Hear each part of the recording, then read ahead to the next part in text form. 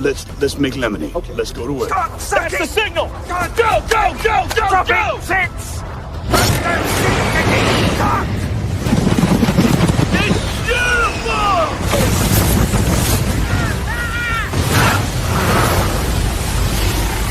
Mother Nature just pissed her pants, dude! Start your day with a jolt of energy and no-holds-barred opinions. This is The Rush, where Travis Justice and Ross Peterson bring you bold, unfiltered, and uncensored takes on sports, life, and everything in between. Buckle up, and let's go.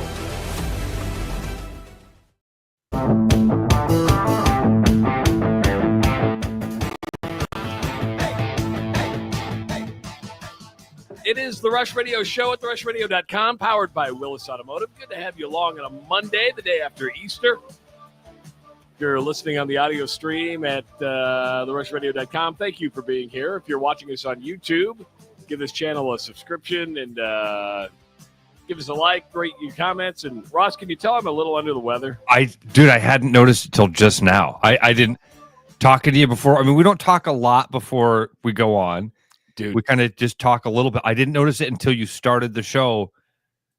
Is it your voice that you're losing, dude, or are you just not feeling well? I'm gonna because I love you. This is the first time I've been out of bed in like the last 27 hours. What are you doing then? Because I don't know. I feel obligated. It was weird. Last night my fever broke probably around midnight. Like I didn't even go to Easter with oh family. Wow.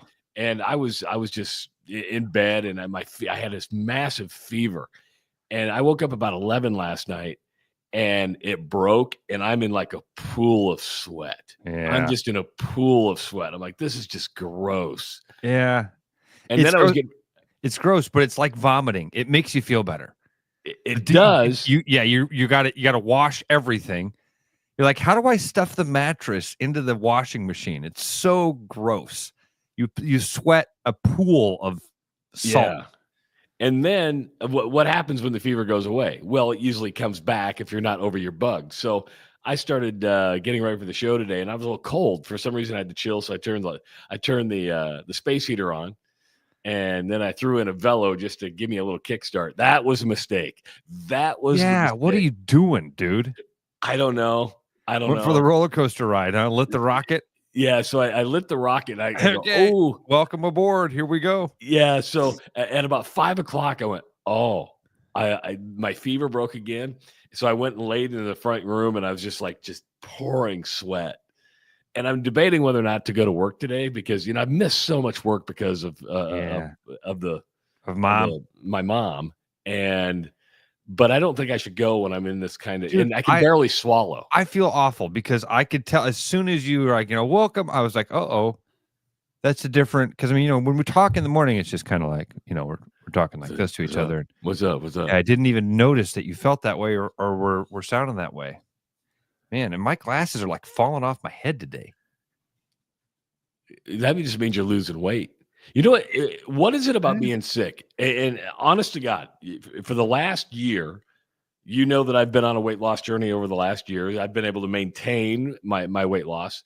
One thing that I've never, ever done during this weight loss journey is I've never gone back to sugar. Okay. I've never gone back to candy until yesterday. For some reason, I just felt that's the only thing I craved. The only thing I eat, and it wasn't like I did it over abundance, but jelly beans. And am I just telling myself this, or is there something about sugar that makes you feel better? I mean, you're the sugar pills, right? The placebos. Yes. I mean, obviously it's a chemical. It's doing something. I think it's probably a temporary thing. There's probably one of those dopamine words that I don't understand exactly what it is. Probably something like that's happening where you're getting a pleasure sensor rubbed. You ever had a pleasure sensor rubbed, Travis? I've had a pleasure rub, but I've never had a pleasure sensor rub. Pleasure rub.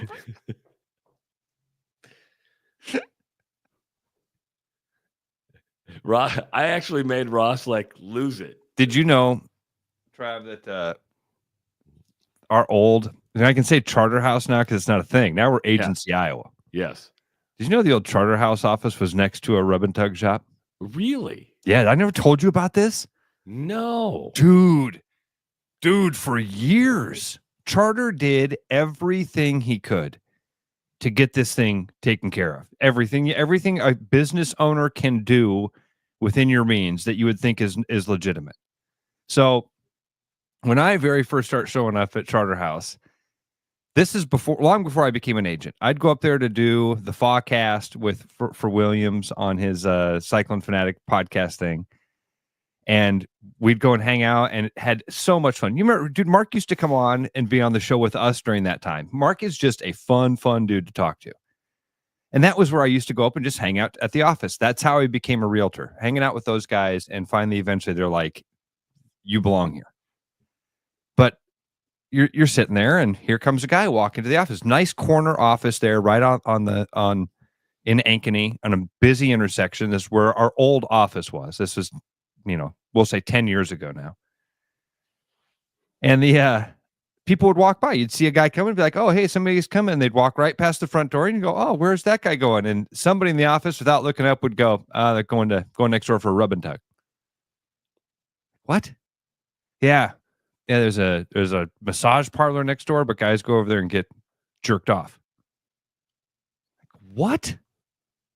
That's not happening in the middle of Ankeny. Like, oh yeah, watch. Yeah. That's what that is. Like, no way. I'm so naive, dude. I'm so green. And that's exactly what this thing was. So Mark had called the authorities and said, hey, I've got suspicions. Okay. And then Mark did some other investigating and confirmed that that's what this thing was. Was his own investigation going in and going, I've got to find out what's going on here. We're having fun behind the scenes with how much fun Mark and Travis are alike. So not exactly, but I can about promise you, Mark was thinking, there's one way to get to the bottom of this. I'm going to take one for the team. I'm going in and I'm going to find out what's going on in there. No, not that way. You guys, what you found out, you're different Enneagrams, similar but different. He's an Enneagram 8, I think. I'm an Enneagram 5. Okay, yeah. So there you go. There's the big differences. Yeah. So anyway, Mark eventually, one day, we're at the office, and I don't remember who was there. One of the guys sends out a text or message to the group like, hey, it's going down. It's going down. They're busting the place. And they did. They raided this massage parlor. It's now a barber. They raided be on the table when the cops busted in. Here's what we found out about it, Trav, because one of the detectives or something had been working with Mark, kind of keeping him in the loop. Working with him is the wrong way to say it, because Mark had called multiple times and said, "Guys, I'm trying to run a legitimate business here. Can you clean this up for me, please?" Like, we can't quite pin it down. Well, apparently, a new guy came to town, a new cop who kind of understood. He came from the West Coast or something and said, hey, we got to get X, Y, and Z in place. And then that's how you bust these people. And it turns out, Trav, it's not what we thought it was. It's a way bigger deal. It's like it's a human trafficking thing. Really? Yes. These women are a lot of times not there under their own in Des Moines, in central Iowa. Those women that are working at those places are oftentimes not there under their own will. Which makes sense. I mean, look where Des Moines sits, right? On a major thoroughfare from Minneapolis to Kansas City, and then across the country. Yeah, yes. Across the country. Wow. Well, I'm glad you guys got it shut down. That's good. And I feel like it would be rude because I don't want to throw all of them into a pot, right?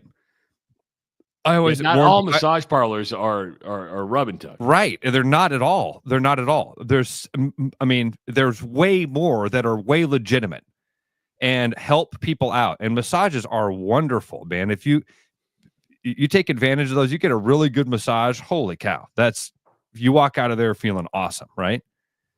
I think that's so I don't want to paint with a broad brush, but I think that there are some now when I drive around town, I see shops that look like that one did. And it had some real telltale signs. I want to be careful because not all of them mean this. But man, if I drive by one where all the windows are covered in paper, do you know what I mean? Yeah, I know what you mean. All the windows, you cannot see. It's a storefront. It's a giant Windows storefront on a strip mall, and it's like covered. You can't see in the place. Oh, that's for privacy. Can't have rooms inside? Can't put a curtain up inside? Again, not painting with broad brushes. That's what goes through my brain. Makes a lot of sense. Now, did there used to be a bathhouse up on East 14th Street? Now, when you say bathhouse, what does that mean? Because I have my brain goes about 4 directions. It was just north of. No, don't tell me where. Don't tell me where. Start with what is a bathhouse? Well, is where you could go in and take a bath or shower. Oh, with assistance. Yes. Really? Yeah, I think that was up on East 14th and just east of the interstate.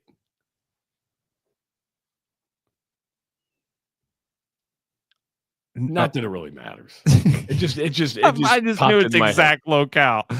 I can give you the GPS coordinates if you'd like, but I think. Yeah, not that it really matters. You did pique my interest over the weekend, though, Ross, because Ross went to, and probably people who got on YouTube this morning and saw the thumbnail were like, "What the hell?" Because I was delirious. I saw this morning. I was delirious. I wasn't thinking right. I still, I'm sweating like there's no tomorrow because my fever just broke again. But Ross went to a baseball game over the weekend, and the sign that was at the concession stand was interesting, and I was sick, so when I first read it. And that's why I put it on the YouTube thumbnail. I thought it said it is illegal for us to serve tap water. And the actual sign says, legally, we can't serve tap water. It says, we legally cannot serve tap water. And legally is like bold and underlined. We legally cannot serve tap water, which I like just the curiosity of me alone was enough to go, what? Legally can't serve tap water? There's a law that says you can't serve tap water. So I just took my phone out real quick and like snapped a photo of it.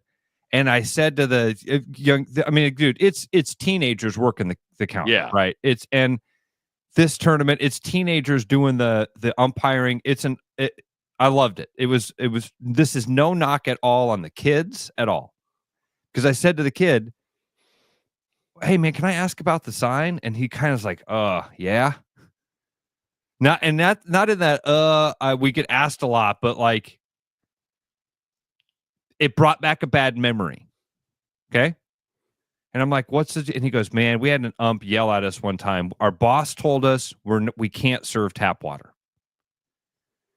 And that our boss told us legally we can't serve tap water. And so we had an umpire come up one time and want tap water." Now, I want to stop right here and tell you, there is a water fountain 20 feet attached to the same building around the corner from where I was having this conversation. Okay.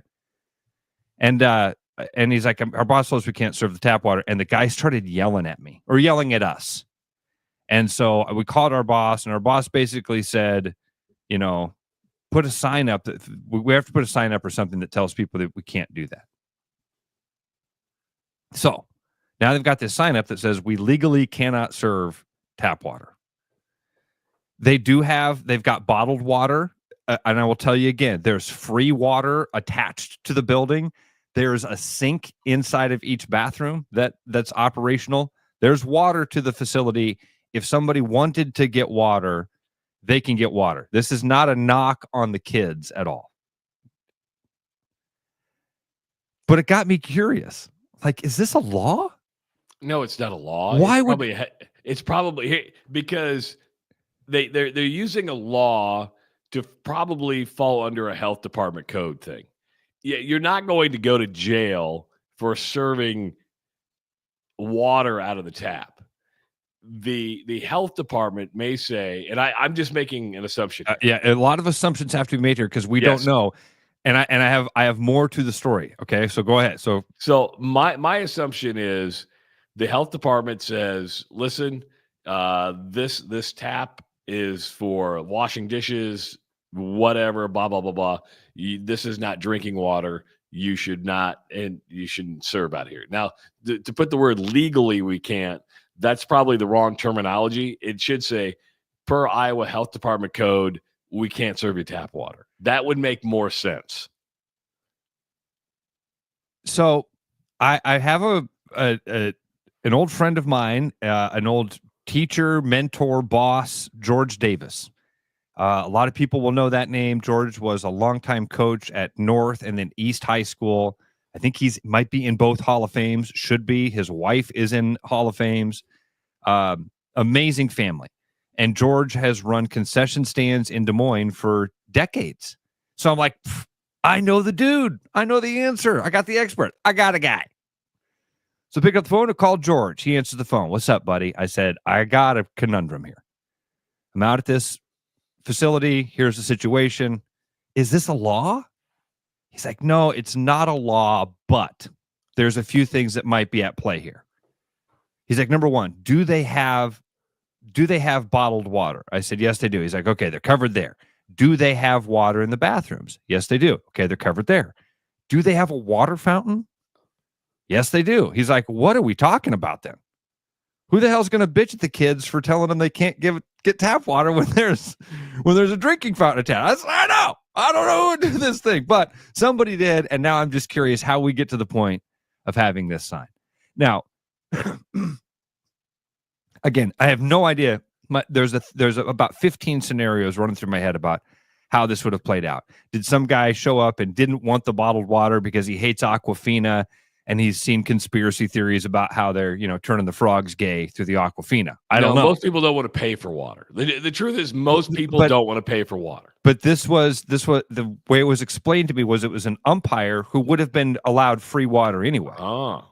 You know what I mean? He would have been entitled to a bottle of free water, and he probably was like, no, I want the tap water. Give me the lead, baby. Leaded. I want leaded. The irony of the whole thing, or what makes zero sense, right, is that they put the sign up that says, we can't serve you tap water.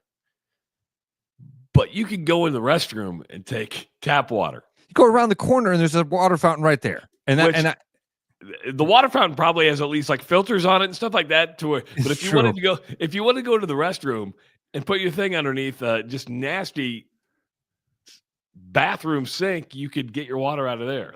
Ugh. So here's the story. So I post that. I snap that, and again, just being a smartass and curious, like, oh, this is an oddity. Those are the things I like to share on my social media, right? I think you're aware of that. I like this when I run into weird things, question marks on record boards and things like that. Hey, this is odd. Legally can't sell tap water. Huh. Snap it. Travis, like a half hour later, the girls are like, Dad, can I get, because I had Audrey and her best friend, one of her besties with us, right? Can we get ice cream? I'm like, yeah, let's go. The sign's gone. Shut up. The sign's gone.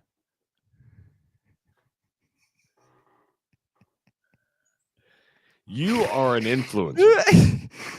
I went around the corner. I'm like, you again. I felt that look. Like, that's that guy.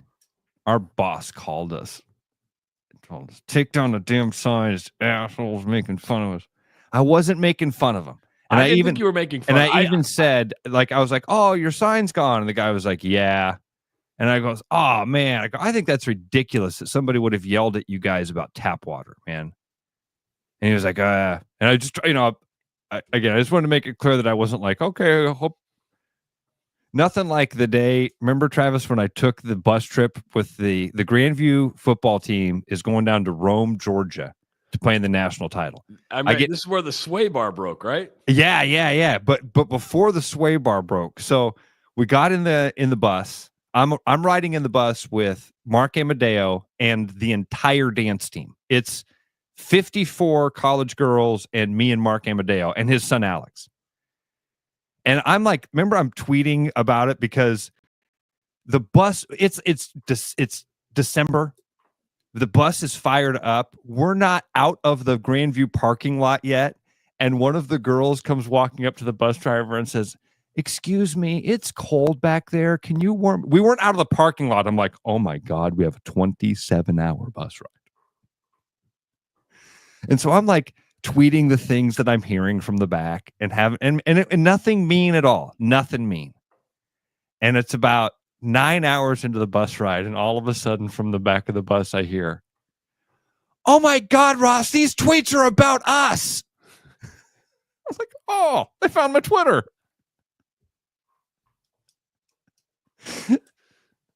So it's felt like that.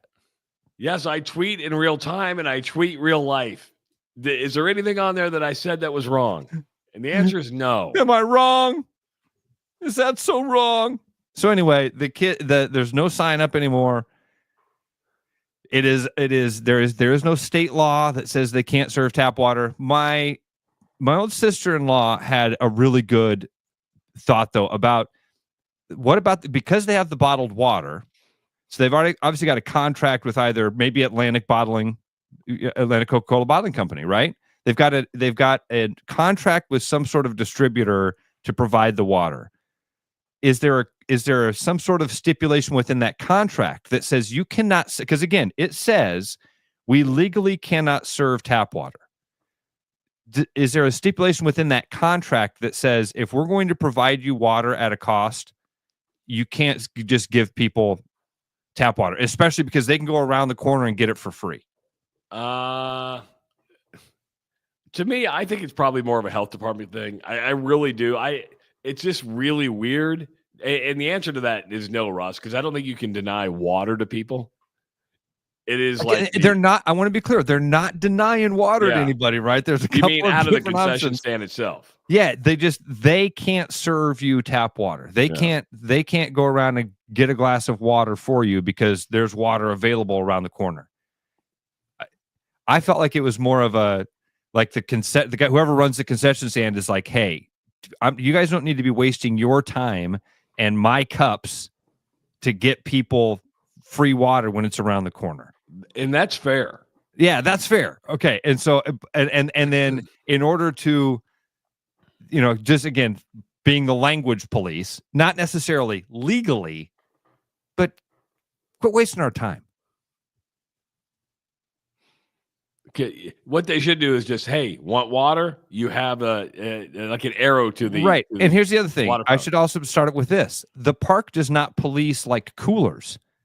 I could have brought in a cooler full of ice water and never had to ask them. And so they do everything they can to allow you to have water and access to water and all this stuff. The only thing they don't do is serve you tap water. And I think that's fine. I just found it interesting. And then, of course, I have to be the asshole that posted on social media and then they're taking it down. Yeah, but you're a driver of change. You're a driver of change. You now know how big of a reach you have, that somebody saw this on Facebook, called whoever it was and said, dude, I got to start using it for good, though. You did do it for good. No, this is for more good than this. But you know what I'd like to do, Trav? I put my toe in this water one time and didn't realize like the ripple it would have. And then the other day I was golfing with Justin Miller and it got brought up. This was years ago. so the Des Moines Public School District was facing like $1 million budget cuts. In fact, this was about a year ago, maybe more. They were going through $1.3 million budget cut or something like that. A lot of money, maybe more than that, $7 million. And this thing, I had this old conversation go through my head a long time ago about how, hey, you know what's really getting out of whack is the administration levels in the DMPS. How many people in Des Moines Public School District are not in schools and are making a ridiculous salary? A lot of them well over six figures, and they're not even in schools. We're not talking about principals and teachers. We're talking about people that are facilitating. Administrators. Yeah. Facilitating, and they're making six figures not in a school. And I put that tweet out one time. When I saw that, I was like, man, I wonder, how would you audit that? And somebody wrote back to me and said, you got to get like 250 signatures of Polk County or Des Moines residents or Polk County residents. And of course, a lot of people at that time were like, yeah, I'd sign that. And it kind of blew up at that moment. I was like, Jesus, people would do this. Oh, when I've got my free time.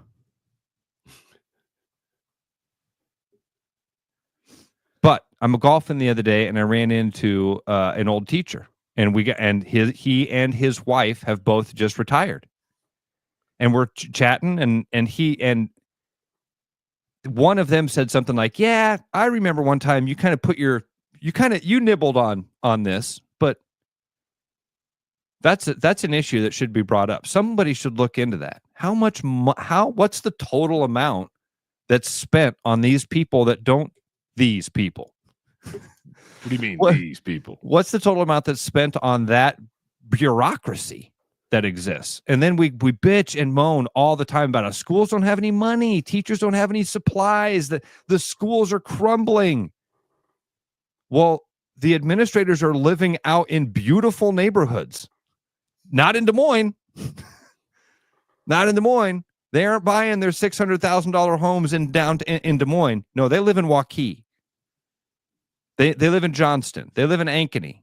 And then they drive into Des Moines to have their downtown office job and get a six-figure salary. Not all of them. Not all of them. And it's good people. Also, I'm not picking on the people here. It's the system that's broken. But you can't complain about how the money is all gone and we don't have money for education, and then all these people are cashing these big checks. 515-517-2303. That's the number to call if you want to participate in the show. Thanks for clarifying the legal or illegal tap water. Again, I didn't clarify. I hope. I don't even know what I hope. I don't even know what I hope. I think we got it straightened out. We got to the bottom of it. Yeah, we got to the bottom of it.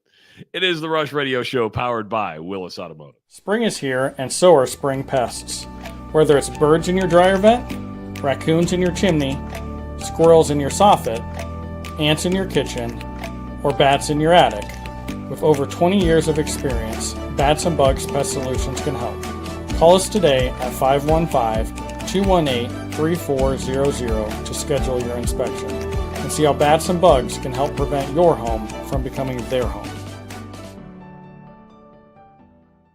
You've dreamed about an absolutely organized garage or closet? See it for yourself at Absolute Garage and Closet's beautiful showroom in Urbandale. See the latest in garage storage, custom closet systems, and epoxy flooring applications up close, and imagine how good it will feel to have your garage, closets, or other spaces absolutely organized. Free consultations, friendly service, and quick project turnarounds, Absolute Garage and Closets is ready to bring peace of mind into your home. Visit Absolute Garage and Closets at 3169 99th Street in Urbandale or at absolutegarage.net. Missing a quality, home-cooked meal? You know, the kind Mom used to make? Lucky for you, we found her recipe book. Welcome to the High Life. Welcome to the Champagne of Bars. With over 260 beers on tap, El Bait Shop isn't just another craft beer bar. It's the best. Beer lovers know El Bait Shop, 200 Southwest 2nd, Des Moines. Thinking about buying a home? Get pre-approved in 30 minutes with Gary Presnell at Northwest Bank in Des Moines. Gary offers first-time home buyers programs, VA, FHA, IFA, and conventional loans. Call Gary at 515-975-6767 or find his profile at nw.bank. Member FDIC Equal Housing Lender. You know, Brian, at Central City, we really do have the best selection around. I know. High quality stuff you can't find anywhere else. Whistle Pig Plantation Rum. Yeah, and over 150 of the best scotches on earth. And a ton of bitters, mixers, and more. You know what we are? High class.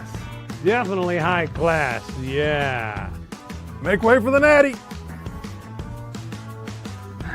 Okay, maybe medium class. Central City Liquor is home of the 10% cash coupon. And the Wooden Nickel program.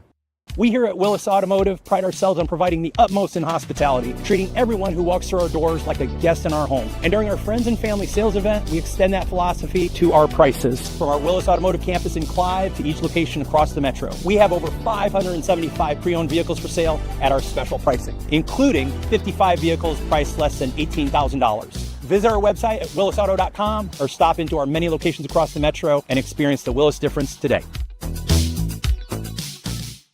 Do you have a pest problem? With over 20 years of experience, Bats and Bugs Pest Solutions is Central Iowa's local expert in fast, effective, eco-friendly pest solutions at a fair price for your home or business. Call us today at 515-218-3400.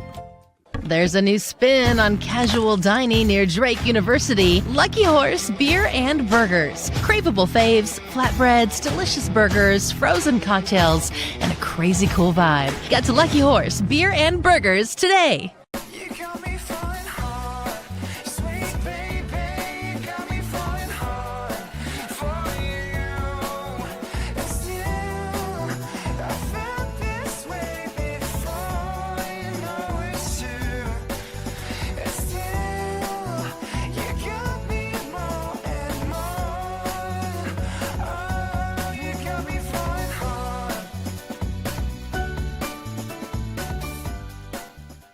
The best bread is made from scratch, freshly baked with locally sourced ingredients and love. At Big Sky Bakery, we take great pride in our delicious products. We know you'll enjoy them almost as much as we enjoy baking them. Find us at the downtown Des Moines Farmers Market every Saturday.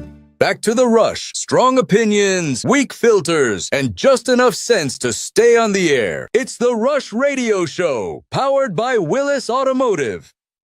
What? Just enough sense to stay on the air. I got fired and you quit. Yeah. What the hell's that say about us? Just enough sense to get fired and leave.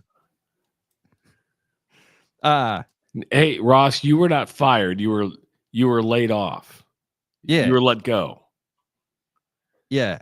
The one of the last commercials there sparked something too with me with sibling rivalry and Big Sky. The farmers market is coming up and our friends are going to be down there. Make sure you stop and say hi to them. That will be 2 weeks, I guess. Man, it feels like that would be, I was hoping I was going to say this Saturday, but that'll be next Saturday, be the first Saturday in May. No, this Saturday, we're going to be at Grandview University, and we're going to be at Grandview University to shoot from the Agency Iowa Logo 3 for 5 lucky winners will get a chance to fire from the Agency Iowa Logo 3 to win Caitlin Clark tickets.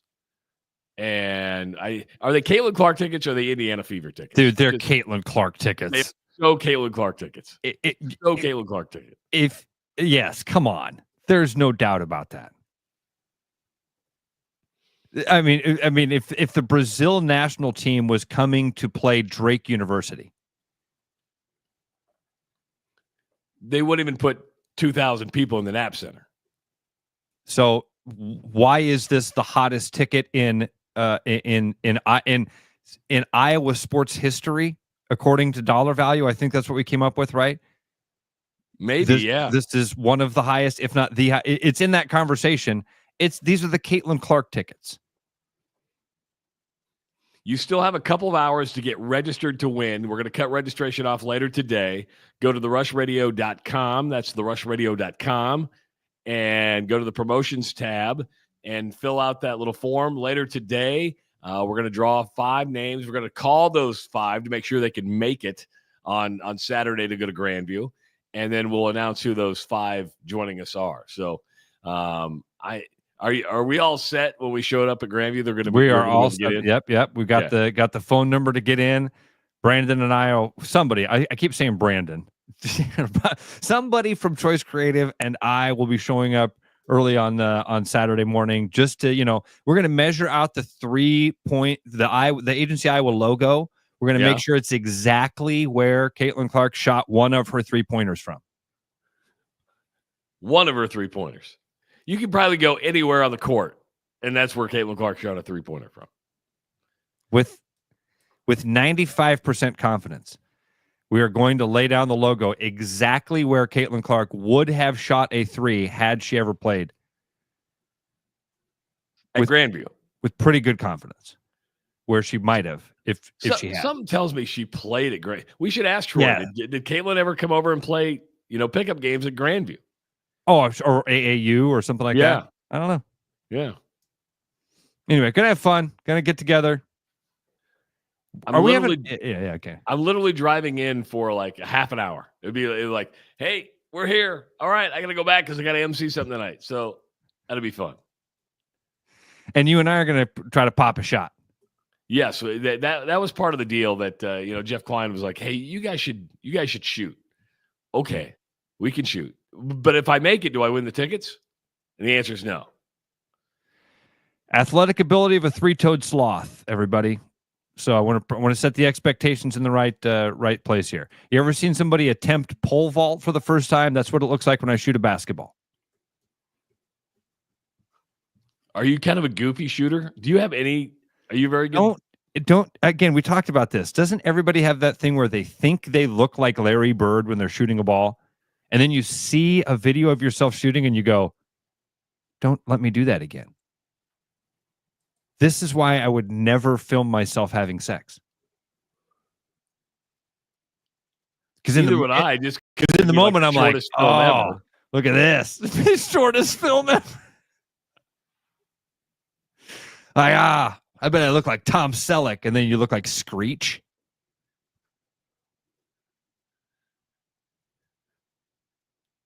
A lot of talk this morning on the chat. We haven't brought it up. The Pope died last night. Not that Ross probably not the big.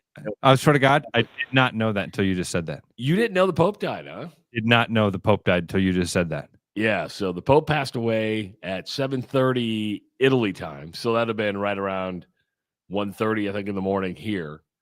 We know how you love traditions. Stop now. Stop. Don't do this today, okay? Continue. No, I actually like the tradition of the College of Cardinals, which will take place. I like pomp and circumstance. Can you explain? Okay, what can you explain? College of Cardinals, and I promise I'm not going to crap all over this. I promise. I'm genuinely curious about what's going to happen. There's a hierarchy in the church, right? So the Pope is obviously the highest. He leads the church. After that is the Cardinals. So there's a selected number of Cardinals. I think there's probably like 80, maybe 85. Some are retired or some are old and cannot participate. But it's the College of Cardinals that will convene and then lock themselves into the Sistine Chapel and do the voting and the selection of the next pope. There's debate, there's nominations, there's all this stuff that takes place. Then they count the votes, and if there's a new pontiff, that's where the white smoke comes. If they can't come to an agreement, then the black smoke, and then they start all over again. So basically it's politics. Yeah. We like to be told it's divine intervention. It's not. It's politics. I mean, that's what it is. It's campaigning. But I like the tradition. I like pomp and circumstance. I like that. That probably won't happen for another couple weeks. They'll have the funeral and all that stuff. Then they have to get all the Cardinals into Rome, and then they sequester them and all that good stuff. And again, hearing this for the first time here, just did some quick Google searching, and one of the first things that popped up was just like the latest stuff, those latest news. I think this is an interesting. So 5 minutes ago, this was posted by Benjamin Mullen of the New York Times. The suddenness of Pope Francis's death could be seen on the front pages across the United States of America. Many papers, including the Wall Street Journal, had print editions with an image of the pontiff appearing before the faithful at St. Peter's Square on Easter Sunday. But those pictures were at odds with rolling coverage of the death and global mourning. Did we get a highlight of kind of the 2025 news cycle in a snapshot there? That the print editions roll with a photo of the guy. He passes away, and that just shows how far behind they are. Because right now, everything else is instantaneous, right? I mean, you have, when something happens, that's the great thing about the internet and the online world. That's why newspapers are kind of, I don't want to say obsolete, but things have changed, right? I mean, you throw out a print edition and it's no fault of their own. There's deadlines that have to be printed and go out, and that's what happens. Right. And that's why they've morphed into what they are. That's why you have deep dive stuff from guys like Chad. And that's, I mean, when I'm at the coffee shop and I see the paper, those are the stories that are going to make me pull up the paper and look at it. Deep dive things that are going to get me into it. Anyway, that I didn't know. Yeah, you literally broke that news to me. So how about a little warning next time? Can you put me in a little bit of a safe space? Well, I thought you were paying attention to the chat, and I thought I wasn't. And I'm yeah. I just assumed that was all Ray talking about getting stoned over there, so I quit reading it. You didn't do this yesterday, but one of my pet peeves on Easter is people that post pictures of themselves at church. Why? Because I don't know why. I do know why. Okay, then why? Because it's the only time you go to church all year. No, it's not. You don't know Not that. you. I'm just saying. No. You don't know that about those people either. You don't know that. Do me a favor. Randomly, like in the middle of July, post a picture of you and your family at church. That'd make me feel a lot better. Okay. Jeez. If it was, June 19th, and we sat down and I could absolutely see you being like, "Did you see that guy post that picture of him and his family at church? Like, what do you think you're better than us going to church every Sunday?" I'd be like, "Look at that. That's cool. They went to church on some random Sunday. I like this." Again, I don't have a problem with the Easter family photo. I don't. For some reason, I got a problem with the Easter family photo at church. I think my Facebook profile picture is me and the kids at church last Easter. Yeah, but I know you go to church every Sunday. Not every Sunday, but pretty close. Yeah, you try. And a lot of people just find faith 2 times a year, Christmas and Easter. And good on them for finding it those days. Welcome to the club of sinners, right? Glad to have you here. See you next year. Ross, the evangelist.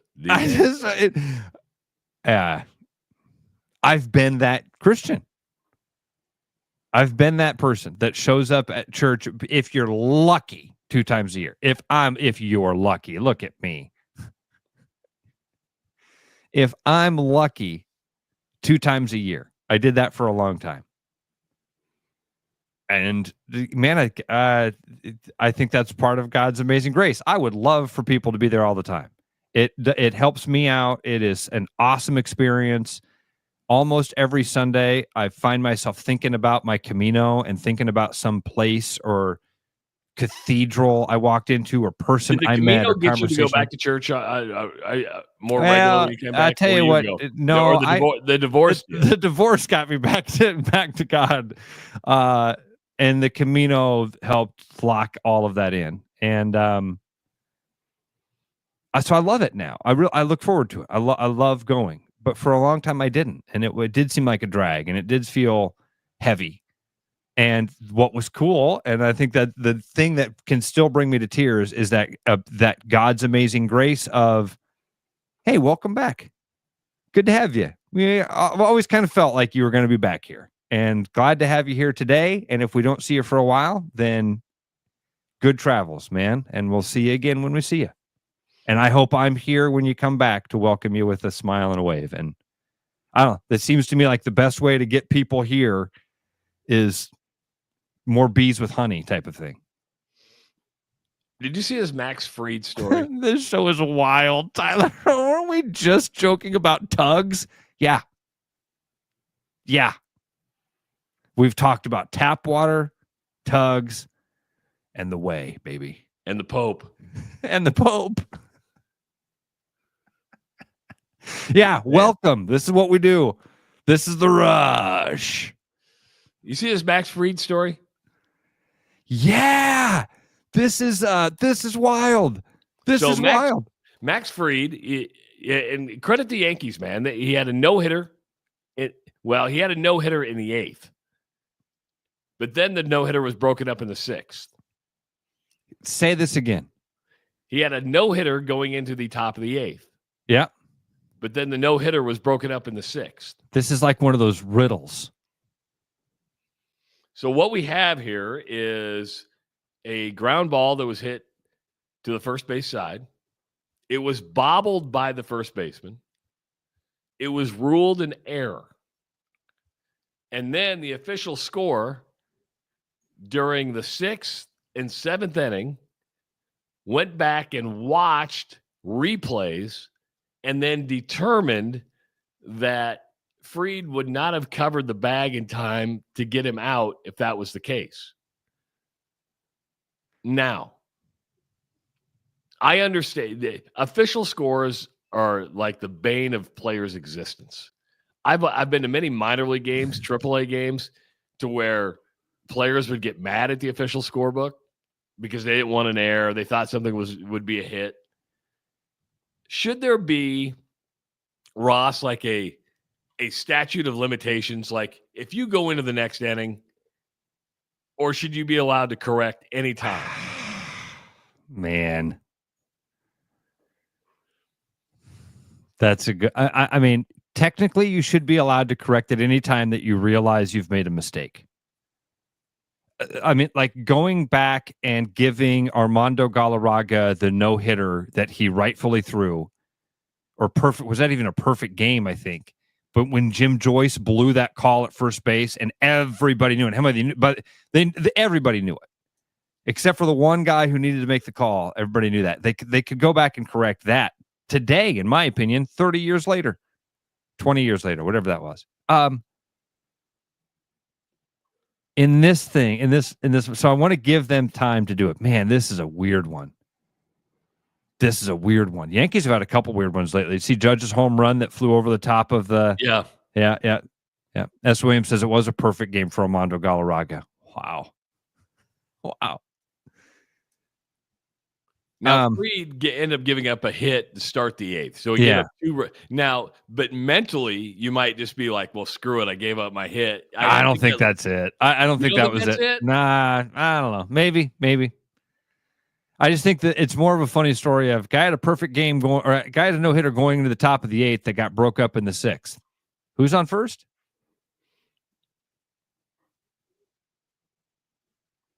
I don't know. So, I kind of thought, and I know where you're coming from when, you should be able to correct any error or mishap in the official scorer's book. But to me, I watched the play, and you could say, yeah, they wouldn't have got him at the bag. Aaron Boone said, he was surprised it was an error in the 6th. Then he was kind of surprised they changed it in the 8th, because you're like, oh, okay, that's a bit odd. To me, it's one of those things where you just go, okay, you got an inning to make. It shouldn't take 2 innings. You have an inning to make up your mind. Listen, there's a lot even though baseball is a slow-moving game, that official box score has a lot happening constantly. You cannot get a pitch behind. Miss a pitch, miss a lot. So I give him time. Again, man, have some grace. Be like Jesus. Lady Sideburn says Jim Joyce took that like a man when that happened. He did. Correct it. I have no knock on Jim Joyce. Baseball could correct it. They allow for this. They allow for the official scorekeeper to go back and go, hey, I might have got this wrong. Can I reassess this thing? Because I think I might have got this wrong. Cubs had an interesting one happen with an official score the other day, and I'm trying to find this box score for us, Trav, so I can talk about it with a little bit more knowledge. But the Cubs had a weird one with the pitcher that was given the win. Ah, boy. What day did this happen? And now I'm just drawing a blank. Guy had a really good outing. I can't remember which starting pitcher it was, but starting pitcher has a really good outing. Cubs are winning. They put in a relief pitcher. Relief pitcher comes in a couple of batters, gives up the lead. Okay. Cubs come up in the bottom of the inning, end up taking the lead, and then winning the game in the 9th inning. Didn't they have like a 10-run 8th inning or something? It wasn't that game with the Diamondbacks the other day. I don't think that was it. Maybe that was it. Yeah, they gave up a 10-run 8th inning and then scored 6 in the bottom of the 8th and won the game 13-10 or something crazy. Something crazy. Let's see. Was that even Friday's game? Yeah, that was Friday's game. That's exactly how that one went down. They gave up 10 runs in the top of the 8th, scored 6 in the bottom of the 8th, and ended up winning 11-13 with 18 hits and 3 errors. Wild. So I'm blowing one of these, man, because they had kind of a fun one with the starting pitcher ended up getting then the win. Now, technically, when a pitcher ends an inning and then the lead swaps, blah, blah, blah. But again, one of those situations where the official scorekeeper gets to look at it, use some discretion, and say, no, the win should go to this guy who pitched his ass off, played great, not this guy who pitched awful and just happened to get the right offense at the right time. I like that. Milwaukee Brewers had 9 steals yesterday. Yeah, how about that, man? 9 steals. That's one of the things I wrote back, the return of the stolen base. They had 6 in the first inning. The most by a Major League Baseball team in one inning since 1919. 9 stolen bases. This is awesome. I would agree with you on this. For how many years did we see the stolen base just like disappear? I mean, you and I grew up in an era when we watched Willie McGee, Ricky Henderson, Vince Coleman, guys that were really good at stealing bases. And then the high numbers just disappeared, right? It was just like, okay, it wasn't part of the analytics or whatever. You can't get good launch angle. In fact, the analytics said stolen bases are stupid. The analytics say never, ever, ever, ever, ever try to steal a base. What are you doing? But the analytics also say never punt. And I think the analytics say you shouldn't throw the football because what is the line? 3 things can happen and 2 of them are bad. But we all know from playing the game and watching the game, how do you make the other thing successful? By doing these things, by trying to change things up, by surprising your opponent, doing the thing they're not expecting. Travis, when was the last time you saw a bunt in a Major League Baseball game? A bunt? A bunt. Because I feel like that's another thing that's going to start coming back. I haven't seen it a lot lately. But, man, remember Brett Butler, guy that was the leadoff hitter for the Dodgers for a long time? Like, that's the last guy that I can remember that was like, hey, you got to watch out. This guy might lay one down on you. Not don't throw it over the meat of the plate. This guy can hit a home run. It was, hey, everybody be on your toes. Why? Because he might try to hit it 7 inches. He might try to roll one out just perfectly about 11 feet from the plate. And our slow-ass catcher can't jump up and field it. I mean, I don't watch enough, but is like the sacrifice bunt not even that big of a deal anymore? Corey just said Pete Crow Armstrong, who's fun. Dude, Pete Crow Armstrong bunted yesterday in the Cubs game. That's fun to me. Well, in fact, one of those things that I always felt like when being around Little League my whole life or for a long time in my life, that was always one of those like unwritten rules of Little League. If you bunted and the other team couldn't field it, the next guy bunted. And then if they didn't field 2 in a row, the next guy bunted. Like you kept doing that until it got to be where you're picking on them. About 5 in a row, and you're like, okay, launch angle. I think it's hard to convince kids to even want to bunt today, right? Because they all want to hit for power. What do you mean? I bet you would have a kid that would rather strike out swinging really hard than laying down a bunt. Yeah. I think a lot of kids would. Hell, when I was growing up in batting practice, you had to lay 5 down before you could even swing That's away. right. That's yeah. Showing my age here. We did the same thing, Travis. We did the same thing. Lay down 5. Now, did you hold your bat straight up or did you hold it to the side? Oh, dude, I was an excellent bunter. It's the only thing I could do. It was the only thing I could do. I've told you this, man. I remember there was a sporting goods store at Southridge Mall called Harrison Sports. They had a big bat rack, and one of my favorite things to do was to go there and look at the brand new bats, right? And I go there one time with my best friend Scott, and I grab this new Easton off the rack, and I'm swinging it in the store, and this guy yells, "Hey, don't swing that bat in the store." And without missing a beat, my best friend says, "Don't worry, he won't hit anything, and if he does, he's not going to hurt it."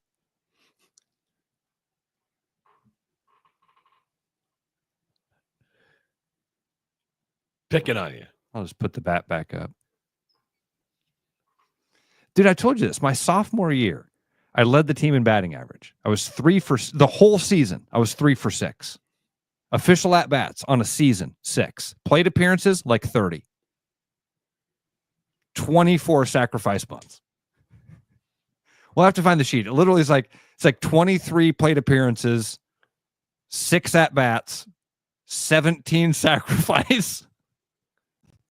3 Peterson, singles. Here's your roll, Peterson. Here's your roll. 3 singles, and I'm pretty sure they gave me 2 of those because I just beat out the bunt. That's funny. Yeah. I need to get you into a cage and watch you lay one. Can you think? It wasn't cage. Oh yeah. I could still. Yeah. I thought you were gonna say we need to get you in the cage more. No, it wasn't that. 515-517-2303. That's the number to call if you want to participate in the show. We're here till 8 o'clock today. Good to have you along on the Rush Radio Show, powered by Willis Automotive. Hey, everybody. This is Mason Miller, sales manager out here at Willis Infinity. A couple of great things going on this month. We got tons of inventory, and on top of that, right now, we have 1.99 out to 60 months on the new QX60 and up to $2,500 in cash on here. Also this month, we are still doing the 2.9% up to 60 on new QX80s, the 3000 in Conquest. For more information, visit your favorite Infinity sales consultant on our showroom or online at willisinfinity.com. I'm loving these wooden nickels, Brian. Yeah, I suppose everyone is catching on. Just spend $20 to get a wooden nickel. It's 25. Collect 10 and add up the savings on your next purchase. Some of these are worth $5. That could be huge. I know, right? That's why you have to spend $20. It's 25. Collect 10. It's like money back to you. Spend 20, you get another wooden nickel. It's 25. Collect 10 and add up the savings. It's huge. Central City Liquors, home of the 10% cash coupon. And the wooden nickel program. It's huge. If you have a pest problem with over 20 years of experience, Bats and Bugs Pest Solutions is Central Iowa's local expert in fast, effective, eco-friendly pest solutions at a fair price for your home or business. Call us today at 515-218-3400. Believe it or not, spring is coming. When it does, be absolutely organized with custom garage or closet systems from Absolute Garage and Closets. Turn a winter mess into a spring success at our showroom in Urbandale or visit absolutegarage.net. With over 260 beers on tap, El Bait Shop isn't just another craft beer bar. It's the best. Beer lovers know El Bait Shop, 200 Southwest 2nd, Des Moines. There's a new spin on casual dining near Drake University. Lucky Horse Beer and Burgers. Craveable faves, flatbreads, delicious burgers, frozen cocktails, and a crazy cool vibe. Get to Lucky Horse Beer and Burgers today.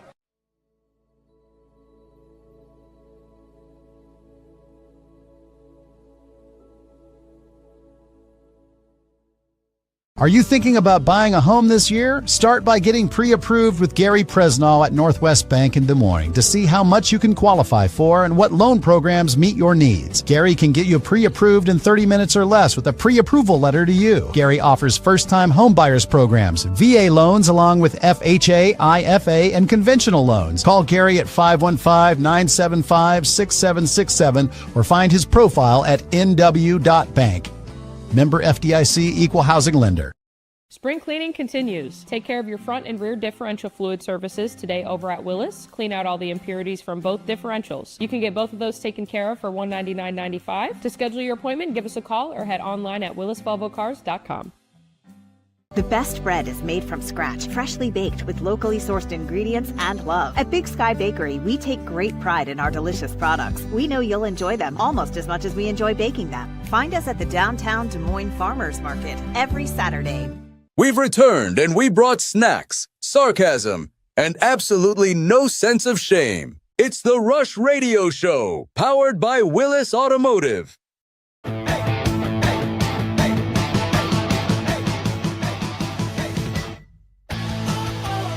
Hour number 2 of the Rush Radio Show, powered by Willis Automotive. If you're listening on the audio stream at therushradio.com or on the Android app, good to have you along this morning. If you're watching on YouTube, give this channel a subscription, give a video a like, and, of course, you can leave your comments. Follow us on X, Facebook, and Instagram. I'm Travis Justice, a little under the weather, but I powered through hour number 1. I think I'll be able to power through hour number 2. I think you actually sound better here to start hour number 2. I was nervous. You started the show. I was like, uh-oh. I'm having a hard time swallowing, but, I hope I don't have strep. Dude, if you've had a fever, let's do some medical diagnosis here. Okay. No, I'm kidding. Makes a lot of sense. I think you're sick. If you're sweating and if you're not feeling good, I think you're sick. I do like it when I'm sick because I'm able to overdose on NyQuil, which I've done. Don't say overdose on NyQuil. I don't think that's. I love the NyQuil. Gives me hallucinations. Hallucinations. Yeah, I can tell. I like the Sudafed. Took some Sudafed yesterday. Took all sorts of good stuff. Hope you get. Are you going to hang around today and just watch TV then? If you no, I'm going to go to work. I think. I'm going to go to work, and then hopefully, I can run up to Manning later this afternoon to grab my mom's death certificate. Here's the into probate. We're in probate now. Okay, because I got the letters of executorship the other day, but I need. Here's what I'm learning is that when somebody dies, it's a lot of work. And somebody can tell you that, but I don't think you believe it until it happens. And then when you're the executor of the whole thing, you've kind of a lot of responsibility falls on you, which is fine. I'm okay with that. But I was thinking about this yesterday is that all this doesn't give you time to grieve, right? I mean, it's like so much happening. You're trying to make sure everybody's communicated with. I'm writing long emails to my siblings every day, which I've talked more to my siblings in the last week than I have the previous 25 years. And then trying to tell them, hey, these are the decisions that are going to get made. You're probably not going to like some of the decisions I made. Just know that it's not personal. It's just what I think is best. I don't think I'm going too far out, but you don't really get time to grieve because you get time. You have to take care of all this stuff. I didn't know this, Russell. I need my mom's death certificate to shut off her Verizon phone. I mean, it is so stupid. Like her credit cards, I was able to shut down immediately, right? They're like, and I didn't know this. Like when you call a credit card company and they have like a bereavement center, like, why are you shutting it down? Death. Oh, and they go, hold on for a second. You go to a completely different department that has to deal with death. And I told this one girl the other day, I go, you're really good at this. I go, Travis, this is where your human science thing would come into play. Yes. Get the right person with that's empathetic, that displays that. Yeah. Yes. Verizon, on the other hand, you have to come to the store. We need a death certificate. We need all this stuff. I'm like, it's a phone and an iPad. What are we doing here? Principal Rooney, you want me to bring her bag of bones down there? Is that what we need to do here? I'm just like, I can't just shut her phone off. They're like, nope, you can't. We need all this documentation. You mean I would just call and say this? What are we doing here? So, yeah, I've learned a lot through it. But, yeah, so and that's the only and I didn't know this either. Like when you're going through, I just thought I thought a death certificate was just like one death certificate. The funeral home, like, you're probably going to need about 5 notarized ones. I'm like, what? Yeah, what ends up happening is people like want a notarized copy to actually prove it. And I'm like, this is really weird to me. I just sort of thought, here's the copy. Take a copy of it. Give me the one back. Did they charge you to have it notarized? $15 a pop. Shut up.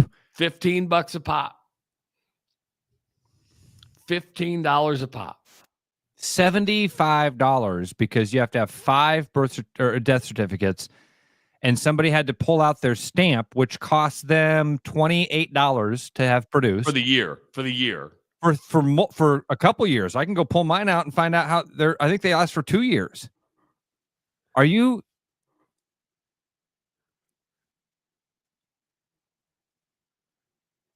Oh yeah. That's part of the funeral expenses. So, like, how many death certificates do you want? Part of a funeral expense. It's part of a funeral cost. Okay. There's no expense to that. The person could have charged you nothing. It took literally a minute out of their day for them to write down the things that they did. What county, the day, their name, stamp. The county, the date, their name, stamp. Sometimes you have to write the person's name that signed it in front of you. So they may have had to do signed by Travis Justice on the 21st day of April in this county. Oh man, now it's worth my $15 per thing, right? Because my time, I know what I'm worth. Jordan's let me know that I might have got a deal. His dad's were $25. This is criminal. This is criminal. They are taking advantage. This is what we were talking about the other day. They're taking advantage of people. We have to do it. Why? Well, because everybody does. Well, why are the rates going up? Well, because life's more expensive. It's not our fault. It's not our fault that we're charging you in this moment of desperation for something that we're telling you that you absolutely have to have 5 different times. You have to do this thing, and I got to stamp this piece of paper. For people that don't know, becoming a notary, there's not anybody could be a notary. The dumbest person you've met can be a notary. The dumbest person you've met can be a notary. What is the point of notarization anyway? It's somebody that basically is saying, I acknowledge that both of these people have actually signed this contract. I'm acknowledging that the physical person who's claiming to have signed this contract is the person signing it. Is basically, I am willing to notarize. I'm putting my name on the line, literally, to say, I proved that this person showed me their ID, and this is the person that signed this. I met Travis Justice and watched him physically sign this paper with a wet signature. That's what that means. Your check has to clear. That's it. And we have an entire State Department dedicated. I'm not saying notaries aren't. That's an important thing to do for a lot of things. You probably have to get a lot of, because of the line of work you're in real estate, you probably have to notarize a lot of documents. Every selling packet has to have several different documents notarized. The warranty deed has to be notarized. There's a few. Yeah, there's a a mortgage. Yeah, there's composite mortgage affidavit. There's a few different documents that have to be notarized by me, the selling agent. I shouldn't say by me, the selling agent. They have to be notarized as the seller is signing it. It just makes it easiest for me to be a notary.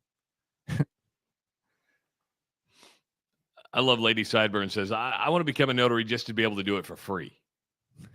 And it could say notarized by Lady Sideburns. That's right. Were you notarized Trav, one time I turned in a packet, and again, I'm in my 5 years here. I don't even know how many sales I've had, several dozens. And I turned in a packet one time, go out to the parking lot, and I get a phone call from the attorney. Hey, this is Ross. Like, Ross, can you come back up here? Yeah, he's like, you got your notary stamp with you? Yeah, why? I notarized it. He's like, yeah. One of your stamps is upside down. Can you come and just put a different one on it for me? Oh, now I think now that's one of those things you do it once, and now every time before I hit it, I'm like, is that right side up? Right side up? Click. And you did nothing education-wise to become a notary, right? Nothing. That's sad that a funeral home would charge. They're already so deep into your pockets. It costs them nothing. They have to do this. If this is so common that they have to do it for every single person, then this is a business expense to them. This is keeping the lights on. This is built into the cake of your already expensive stuff. Again, I'm not knocking funeral directors. This is a hate the game type of thing. Why do they do it? Because every funeral home does it. Yeah. I mean, the funeral home that we're using has been absolutely great. They're very right. They are. They're wonderful at dealing with people in this horrible moment. This is an example of them taking advantage of it. Well, I mean, we've got to charge it. It's paperwork and it's still back office. You can't put a stamp on the paper and write, and it's literally, you don't have to, you fill out 4 lines. Less than 30 seconds. Less than 30 seconds per page. $15. I'm starting to learn that that's a deal. I mean, somebody else said they got charged $25. I'm like, dang, $25. Now I look at it this way: it's my mom's money, so it is, it's fine. But I like Kirk's idea. Kirk says I should see how long this lasts if I start doing this. All right, guys. Yeah, I'd happily notarize these documents that I'm going to make $6,000 when we get to closing day tomorrow. I get a check for $6,000 of your money. But here's the deal: I can't do that unless you give me $25 per. Got my little blue pen and my little stamp here. Blue pen cost me $2. Stamp cost me $30. My time's worth something. Now, Christine says in the state of Iowa, you do have to complete a course to become a notary. Do we really? Is that part of the stuff that I did to become a realtor? I honestly don't remember that. And I know I've renewed it a couple times already. And I know to renew it, it literally is like, click. Here's my money. So I don't remember. I do remember that at some point I had to get like a certificate and mail that in, but not much. Not much.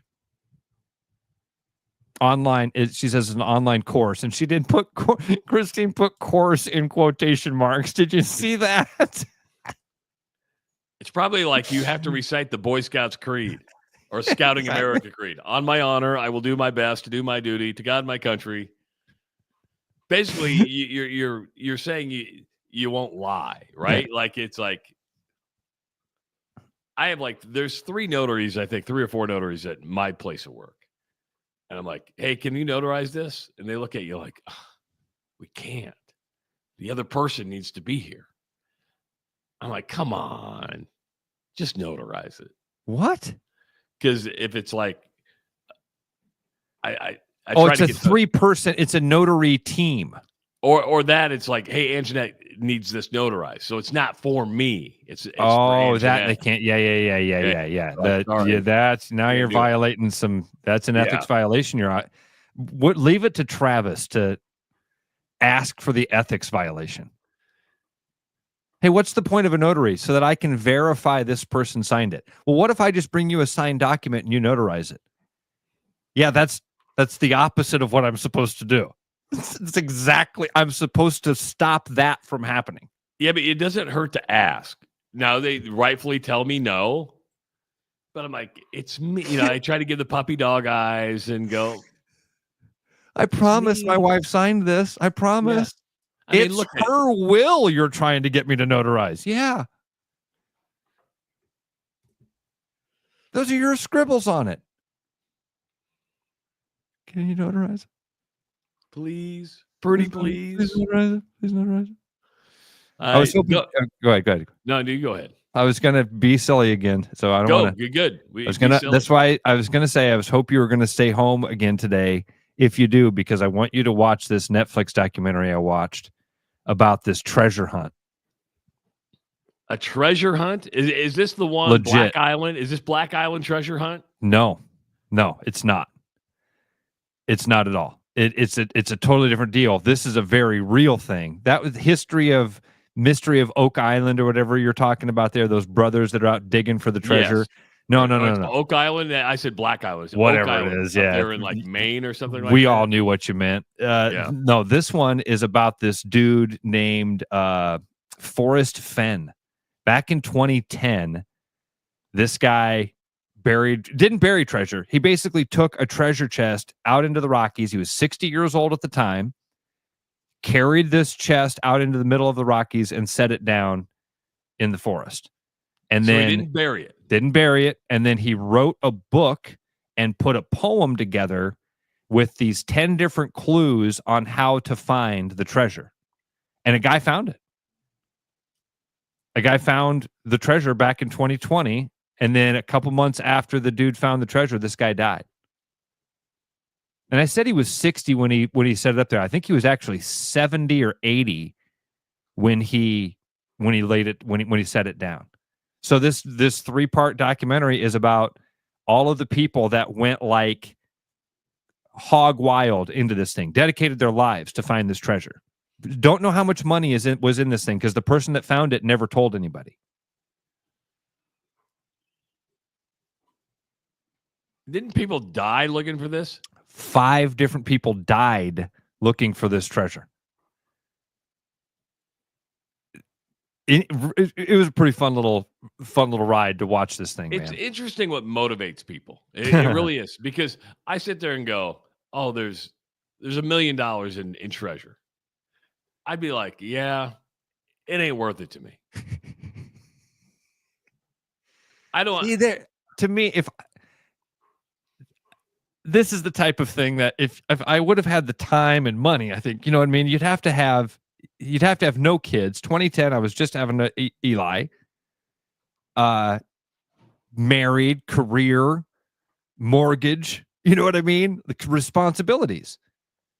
If this was something I would have found out about when I was a 20-year-old maintenance man at an apartment complex, I would have walked into Steve, the guy that's running Big Sky, and said, "Hey, dude, I ain't painting an apartment today. I'm going to look for treasure." Where are you going? The Rocky Mountains? Rocky Mountains. I'm not sure. I'm following a poem. He just said, "Oh, geez." Oh, geez, Ross.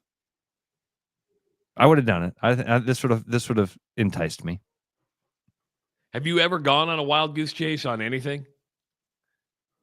Because that's essentially what it is, right? I mean, it's essentially, here's some clues. We'll see how smart you are. I mean, was it a poem or was the poem a riddle? Yeah, that's a good way to put it, Travis. I mean, it was 10 different. He called it a poem. I think riddle is probably a more fair interpretation of what it was, because it was 10 different clues in it. So lots of kind of back and forth stuff. You know, yeah, riddle is the right word for it. So the dude had to have some money to begin with, because he said it was worth millions. I think his claim was that it was worth millions. Man, I'm trying to find what the name of this was. So, because somebody asked me here, and now for the life of me, I cannot think of the cannot think of it here. I'll find it for us though, so we can get it because it's on Netflix. It was a fun one. Did it follow the guy who found it, or did it follow the guy who placed it, or both? All the people. It's called Gold and Greed: The Hunt for Fenn's Treasure. FENN. Gold and Greed: The Hunt for Fenn's Treasure. The real-life treasure hunt orchestrated by Forrest Fenn filled a treasure chest with gold and gems and left cryptic clues in a poem, sparking a decades-long hunt that ultimately led to the treasure being found.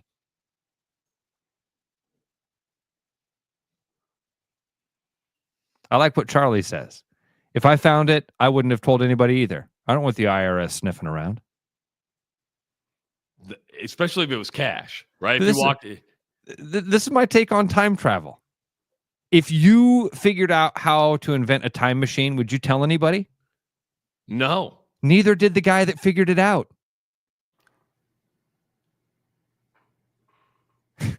If we're smart enough to know, if you're paying attention at home, Ross now said he believes in time travel. I'm just using logic here, right? If all of us are smart enough to go, man, if I figured that out, I wouldn't tell anybody.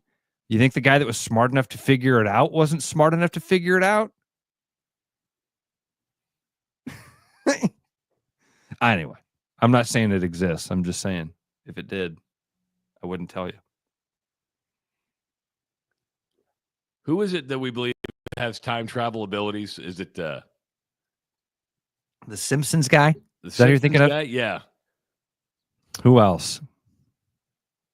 Motley Lou, the guy that created Lugal. Have you ever seen Hot Tub Time Machine, Travis? Oh yeah. Oh, okay. All right. Yeah, because that's kind of a quirky movie. It's not great, but it's a fun one. But the end of that, where, what's his name? Rob Corddry. Yeah, that's the actor that plays the end of that. Yeah. Aren't the guys from Family Guy kind of in the, they did the Bruce Jenner thing like 10 years ago. But the Simpsons have been more. Dude, Simpsons is crazy. And there's something to the throw enough darts. I mean, they've had thousands of episodes. And so, but there's so much stuff with the Simpsons that is. Travis, have you heard the Mountain Dew time travel theory?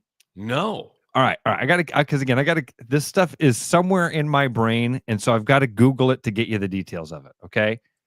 But Mountain Dew apparently predicts the future. Okay. Now see if I can find this to get this all together. Mountain Dew has created some funky flavors over the years, right? Like they had one that was called, geez, I'm going to miss all these. They've had a couple of different variations on flavors. I knew I needed to find this like black, something. Yeah. Their Code Red flavor allegedly came out like right before 9/11. The one that they had that was called like Maui Blast apparently came out right before the Maui fires happened. The black, they had some flavor that was like black, Black Mamba or something like that. That happened right before that huge power blackout that wiped out the power grid on the East Coast for a while. So anyway. Dusty says, Mountain Dew, drink our product, get diabetes. That's not time travel. It's just solid predictions. That's science. That's science. That's not time travel. That's science. Now, does your son drink Mountain Dew? No. I have all these people at work that drink Diet Mountain Dew. And I'm like, I haven't had a Mountain Dew since I was 16 years old, probably. It's sweet. Oh, it's so sweet. I used to love it. I used to love it. Before I drank coffee, I was a big Mountain Dew drinker. Yeah, but then you hit a point, you're like, this isn't good. Yeah. And there is something very, very white trash East Side about it. Yeah. There's something when I see somebody with a Mountain Dew, Just imagine they've got a mullet and their T-shirt is off but tucked into their pants. You know what is good is the Coca-Cola orange cream from Atlanta Coca-Cola Bottling Company. So they had the Coca-Cola orange cream zero, which I never got to try because my wife and my daughter drank it. Crushed it. They crushed it. And they're like, they only gave you 2 bottles of that. Why is that? Well, because it was supposed to be a sample where I was supposed to go on the time. And so they loved the orange cream Coca-Cola Zero, just to let everybody know. And you can see it during our commercials, the orange cream. It's the new fad, and people are drinking it up left and right. And we encourage you to do the same. And it's zero sugar, 0 corn syrup, you name it. So it's healthier. Don't forget Blue Ribbon Bacon Festival is coming up on May 3rd at JR South Fork Ranch at the Iowa State Fairgrounds, the 17th annual Blue Ribbon Bacon Festival. Ross, give that 17 years for Bacon Festival. You know, that's a long run, dude. That's a really healthy long run. But does it feel like it's been 17 years? That's a good question. That'd be a really good question for Brooks and the team, wouldn't it? Does this feel like I think they would say, yeah, it feels like it's been 17 years. No, it's more, but without Blue Ribbon Bacon Festival, you probably wouldn't have a JR South Fork Ranch. True. I mean, it was it's been the Kickstarter for a lot of other things that Brooks has done. Dude, that's a really fun thing to think about. What Blue Ribbon Bacon Festival has spawned and spurred here in the central Iowa area. Lots of fun things have come from that. Way more things than people would want to give would understand right away.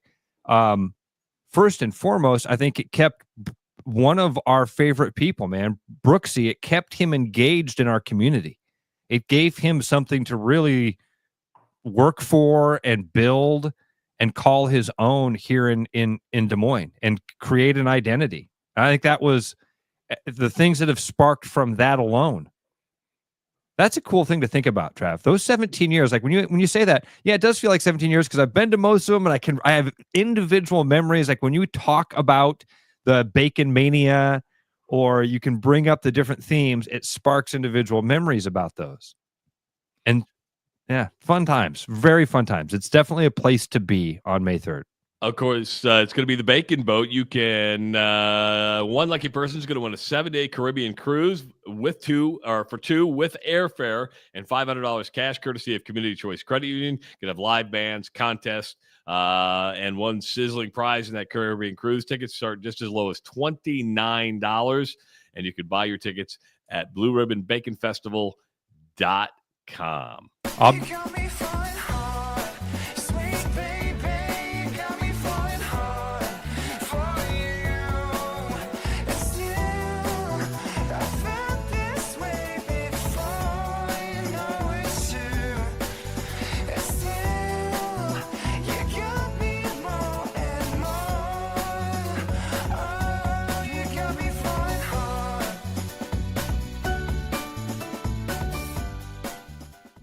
You've dreamed about an absolutely organized garage or closet? See it for yourself at Absolute Garage and Closet's beautiful showroom in Urbandale. See the latest in garage storage, custom closet systems, and epoxy flooring applications up close, and imagine how good it will feel to have your garage, closets, or other spaces absolutely organized. Free consultations, friendly service, and quick project turnarounds, Absolute Garage and Closets is ready to bring peace of mind into your home. Visit Absolute Garage and Closets at 3169 99th Street in Urbandale or at absolutegarage.net. Spring is here, and so are spring pests. Whether it's birds in your dryer vent, raccoons in your chimney, squirrels in your soffit, ants in your kitchen, or bats in your attic, with over 20 years of experience, Bats and Bugs Pest Solutions can help. Call us today at 515-218-3400 to schedule your inspection and see how Bats and Bugs can help prevent your home from becoming their home. There's a new spin on casual dining near Drake University. Lucky Horse Beer and Burgers. Craveable faves, flatbreads, delicious burgers, frozen cocktails, and a crazy cool vibe. Get to Lucky Horse Beer and Burgers today. Brendan Santone here with Willis Cadillac. Well, we're already off to a jumping start. Have quite a few vehicles to select from. XT5, 4, and 6 are all still running special APR up to 84 months, along with rebates as well. Escalades, as you can see, we are getting a few here and there that are available. Stop out in person in Clive to visit us and see one of our 50 cars in stock, or at williscadillac.com.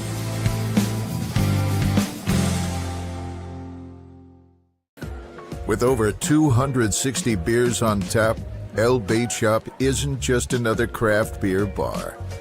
It's the best. Beer lovers know. El Bait Shop, 200 Southwest 2nd, Des Moines. Missing a quality home-cooked meal? You know, the kind Mom used to make? Lucky for you, we found her recipe book. Welcome to the High Life. Welcome to the Champagne of Bars. You know, Brian, at Central City, we really do have the best selection around. I know, high quality stuff you can't find anywhere else. Whistle Pig, Plantation Rum. Yeah, and over 150 of the best scotches on earth. And a ton of bitters, mixers, and more. You know what we are? High class. Definitely high class, yeah. Make way for the natty. Okay, maybe medium class. Central City Liquors, home of the 10% cash coupon. And the Wooden Nickel program.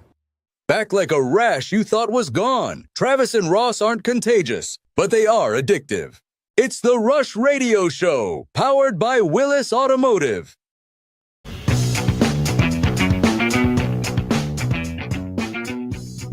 I cut you off before we went to commercial break. Were you saying something?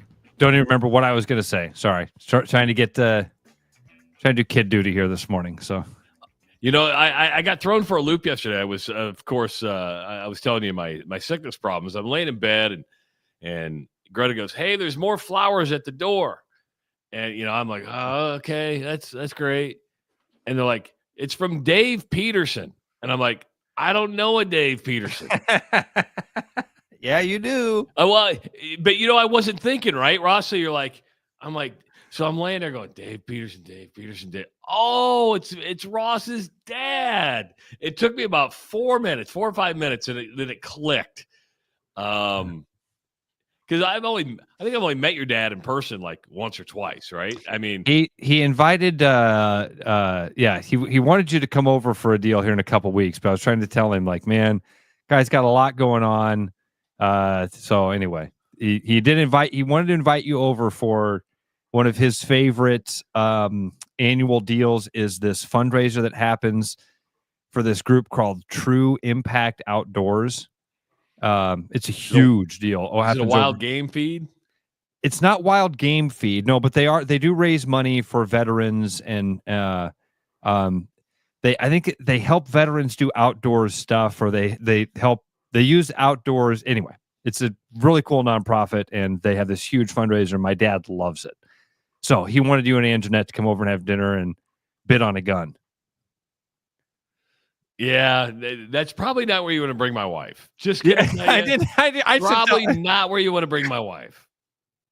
Right. If you want my wife to like your dad, let's just have her look at the flower arrangement, which, by the way, was beautiful. Just absolutely beautiful. And I gave you credit, too, because I have a feeling you were part of that, right? I mean, I sent your address. That was my involvement, and it was, hey, what's Travis's address? And I actually reached out to Anjanette because I didn't want to bother you. Yeah. Oh, you could have bothered me. No, it's beautiful. I have more flowers in my house now than I'm like, it smells like a floral shop in here. It's kind of nice. Nico Amalavala ends up at UCLA. It's a done deal. Signed, sealed, and delivered to UCLA. What's the expectation now, Ross? What is the expectation for UCLA and Nico Imalavala? That's a good question, Travis. Because I don't think it's not national title. It's probably not even college football playoff. Here's what I think do you think it is? Well, to me, I mean, here's a quarterback that went to the playoff last year with Tennessee, and I'm not comparing UCLA to Tennessee. I'm not going to do that. But man, I would think that UCLA expects to be competing for the Big Ten title. You seriously? To me, Yes. No, they played a lot better towards the end of the season last year. They were getting better. Is Nico what they believe is the final piece of the puzzle to put them in a spot to be in that? I don't know. Or maybe I'm just reaching here.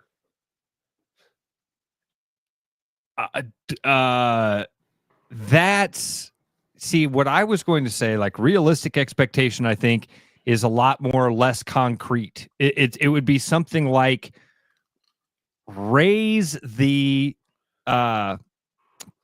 prevalence of UCLA football. Try to bring us back to some sort of relevance. Because right now UCLA is not. Nobody's thinking of football when they think of UCLA. They think of USC, California, but they don't think of UCLA. Yeah. UCLA doesn't have much of an identity. I mean, it's probably still that basketball thing, but boy, okay, so let's come up with some concrete things because that's out in the, make us more relevant. You've done that simply by signing the kid. You're more relevant.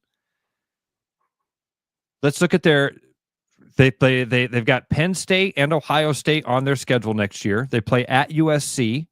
They play at Indiana. They play at Michigan State.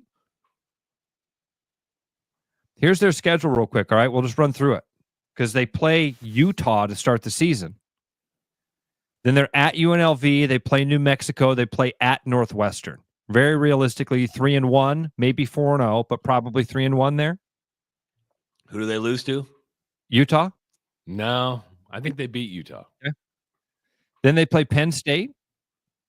They host Penn State. At Michigan State. They host Maryland. They play at Indiana. They host Nebraska. They play at Ohio State. They host Washington, and they play at USC. Here's the other thing I'm noticing with that, and I know that we make a lot of this with the Big Ten. Think of how back and forth across the country that is. It's a lot. It's a lot of back and forth across the country. Because they are, this is their 2025 schedule TBD. Just the times haven't been determined yet. So we'll see. I don't know what's their expectation. Let's come up with something concrete. Top half of the Big Ten, definitely. Do you think compete for the Big Ten title? Damn. If that's the case, get ready for disappointment.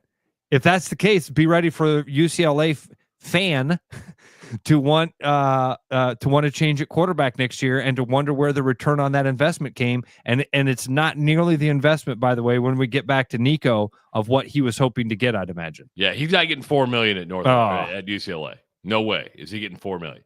Now the reports are that it wasn't about money; it was more about the offense at Tennessee. I don't believe that. I think there was another coach, Ross. I think the Syracuse coach let a wide receiver go because he wanted $2 million. He said, "I'm not going to pay it. I'm just not going to do that." And now is where you're going to see a lot of coaches. All it takes is one coach to go, I'm not going to bend to this. And now we've seen it. We're watching it happen, Travis. This is what I was hoping we'd get to, is this kind of free market back and forth and find out real value for what these guys are worth. Nico's a great example of it. This was tied to that university, man. He was the face of it. Possibly the most recognizable player in college football. Certainly in that top 5 and some really rare company with it. Starting quarterback, valuable to the team. I want more. There's only so much. We're talking about millions of dollars. A lot of people are questioning the move just because Tennessee is a tax-free state, so they don't have a state income tax in Tennessee. I didn't know that. Yeah, so Tennessee is why do you think Nashville's grown so much? Why do you think people are just flocking to Nashville and Franklin and all those other towns? Because it's a tax-free state. You go to California, which is one of the most taxed states. Wow. And I didn't think of that part of the equation of it. Let's say he takes less than $2 million than what he's making at Tennessee. Let's say he went for like 1.5. Now, it's still a lot of money. He'll be okay in California. Yes, it still shows what he's worth. He's definitely worth. I mean, a starting quarterback, even at a 5-7 UCLA team, is worth over $1 million a year. But when you factor in that it again is one of the most marketable names in the sport of college football, I believe he's actually an LA kid too, isn't he? Isn't he a California kid? I believe so, yes. Going back home, you would have thought, oh, well, this is where the cash is. That making less money and getting taxed more. If he doesn't deliver, dude, and again, we could stop right there and dissect that. What does that mean? Because if you're thinking, and I'm not saying you're wrong, Travis, I guarantee you if that was your knee-jerk reaction, because right away when I said not make the college football playoff, I saw your reaction like, oh, wait, it might be that high. Oh, shit. Because if they're expecting him to make the college football playoff, they're going to be really disappointed. Really disappointed. The expectation has to be competitive. Maybe that, like we talked about with Iowa and Iowa State last year at the beginning of the year, I felt like the expectation should be in the conversation. At some point in time, see your name on the projected playoff list. Iowa State got that. Iowa State most of the year was one of those teams projected to be in that college football playoff, right? And you I looked at that and said, that expectation. I think that should be it for UCLA. Because I don't think they're a good enough team to get there. Maybe I'm missing something, and maybe enough is going to change within the Big Ten. Because not only does UCLA have to get a lot better, you got a lot of teams that would have to fall off. Does it hurt his NFL draft stock? Because he's probably a one-and-doneer at UC. I'm with you. Yes. Several things have hurt his draft stock. Number one, the way that this all went down. I mean, every team is going to look at this and go, man, at what point do we not have buy-in from him? Because Tennessee, it seemed like everything was golden at Tennessee, and all of a sudden he realized he wasn't getting exactly what he thought he should have been getting, and so he rolled the dice and risked it all. We've seen this happen with other quarterbacks in the NFL. And do we want to tie a franchise to that? So that's part of it, but then the other part of it is, yes, he's going to play for a team that's not as good. I can't say he's going to play against better competition because that's not. I mean, you could even argue he's playing against worse competition, but not much. I mean, I don't think I would even make an argument either way on that. Yes, interesting. I mean, I think the expectations are going to be big. I'm not saying they're realistic. I'm just saying the expectations are you're going right. to be. If that was your knee-jerk reaction, Trav, is that they either get to the college football playoff or the way you put it, even fight for the Big Ten title. Because if you are there, you're definitely in the college football playoff. So if your thoughts are at all, man, I think that this team could compete for a Big Ten title, then not making the college football playoff will be a huge disappointment to you. And if you think that this investment of bringing in this one guy is enough to do that, man, maybe I'm missing something with UCLA last year. Am I? No. They were 5-7. They were 3-6 in the Big Ten.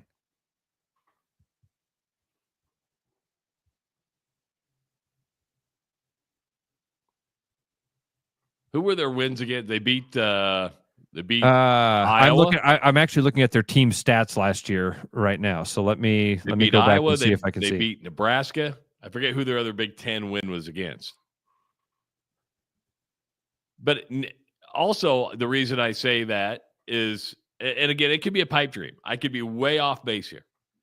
Is Nico Imalavala going to put himself in a position not to be at a potential winner, knowing the damage it could do to his NFL draft stock? But if he leads this team to 8 wins, okay, you're not in a college football playoff, but that's a significant improvement from last year. They beat Iowa, Nebraska, and Rutgers.